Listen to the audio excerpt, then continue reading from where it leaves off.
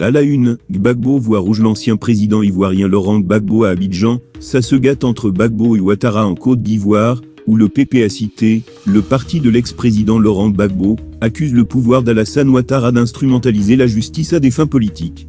Accusation portée après l'arrestation, il y a pile une semaine, d'une trentaine de militants du PP à cité, et leur placement en détention à la Maka, prison d'Abidjan, officiellement pour trouble à l'ordre public, alors que ces militants étaient venus soutenir le secrétaire général du parti, Damana Picasse, convoqué ce jour-là par un juge d'instruction pour son rôle présumé dans l'attaque, il y a 2 ans, de la caserne d'Anonkouakouté, commune d'Abobo, agglomération d'Abidjan. Et dans les kiosques, ce matin en Côte d'Ivoire, ce regain de tension politique est à la une des journaux, Le Temps et Le Quotidien d'Abidjan, proche de Laurent Gbagbo, mais aussi Le Nouveau Réveil, L'Héritage et Le Bélier, proche du PDC IRDA, de l'ex-président Henri Konan Bédier. Gare lors de la 14e tribune du parti dans cette même capitale économique ivoirienne, hier, le porte-parole du Parti des peuples africains Côte d'Ivoire, Justin Koné-Katina, a critiqué une stigmatisation, une manipulation et une instrumentalisation de la justice ivoirienne, en fustigeant le défaut, selon lui, d'intégrité morale, de vertu,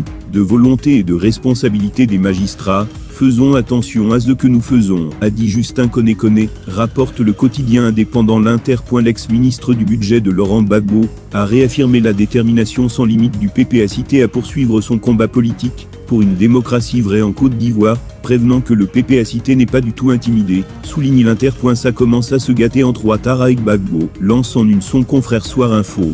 Ça commence à sentir le roussi même, formule ce quotidien indépendant, lequel se demande si le match retour Gbagbo-Ouattara aura lieu ou non. À noter enfin que c'est dans cette ambiance de regain de tension Gbagbo-Ouattara que le quotidien Dernière Heure Monde, proche du PDC IRDA, confirme en une ce matin que le 7e congrès extraordinaire de ce parti historique ivoirien aura lieu fin mars 2023. Pas de 3e mandat pour Macky Sall. Macron fermé les parenthèses. Emmanuel Macron a-t-il tenté de convaincre le président sénégalais Macky Sall de renoncer à un 3e mandat?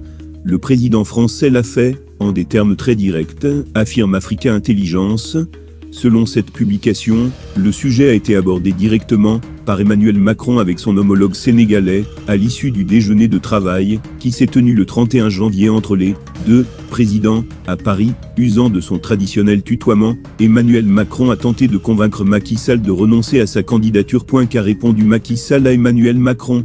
Le président sénégalais est resté évasif, complète Africa Intelligence, en signalant que le chef de l'État ivoirien, Alassane Ouattara, ou encore le président togolais, Faure Gnassingbé, verraient ainsi d'un bon œil une réélection de Macky Sall. Du reste, cette publication prévient que l'Élysée, comme le Quai d'Orsay, ne devrait pas pour autant condamner, ni même se prononcer sur la question d'un éventuel 3e mandat. Une posture prudente, largement mise pratique en 2020 lors de la candidature d'Alassane Ouattara à la présidentielle ivoirienne, rappelle Africa Intelligence. Pas de porte-plume français pour le Mali. Au Mali, les autorités de transition récusent le statut de porte-plume de la France au Conseil de sécurité de l'ONU. L'information barre la une du journal malien Malikile. Dans une lettre adressée au président du Conseil de sécurité des Nations Unies, le gouvernement de la transition du Mali récuse officiellement ce statut dit de porte-plume de la France sur toute question examinée par le Conseil de sécurité concernant le Mali, lequel statut, lui, n'a rien d'officiel. La lettre signée par le ministre des Affaires étrangères, Abdoulaye Diop, a été rendue publique après la relégation de la langue française du rang de langue officielle à celle de langue de travail, dans le projet de constitution en cours d'adoption au Mali, souligne Malikile. Nigeria, la démocratie dans le prétoire au Nigeria, au lendemain de l'élection de Bola Tinubu à la présidence de la République. L'opposition se met en ordre de bataille, pour contester un scrutin entaché, selon elle, d'irrégularité. Atiku Abubakar, du Parti démocratique populaire et Peter Obi, du Parti travailliste, hier, ont annoncé qu'ils allaient saisir la justice,